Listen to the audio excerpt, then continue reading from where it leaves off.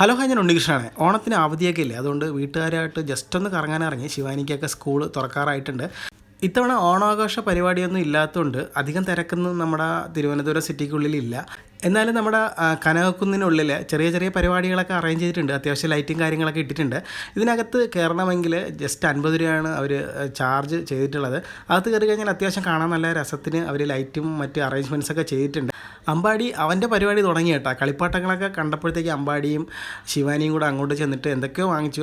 പതിവ് പോലെ തന്നെ ഫുഡ് കോർട്ടിലെല്ലാം അത്യാവശ്യം നല്ല തിരക്കാണ്. അപ്പം നമ്മൾ ചെറിയൊരു സ്നാക്സ് വാങ്ങിച്ചായിരുന്നു. കോളിഫ്ലവർ വറുത്തതാണല്ലോ വാങ്ങിച്ചത്. ഞങ്ങൾ ഇവിടെയൊക്കെ പോകുമ്പോൾ ഇങ്ങനത്തുള്ള കാര്യങ്ങളൊക്കെയാണ് വാങ്ങിച്ച് കഴിക്കാറുള്ളത്.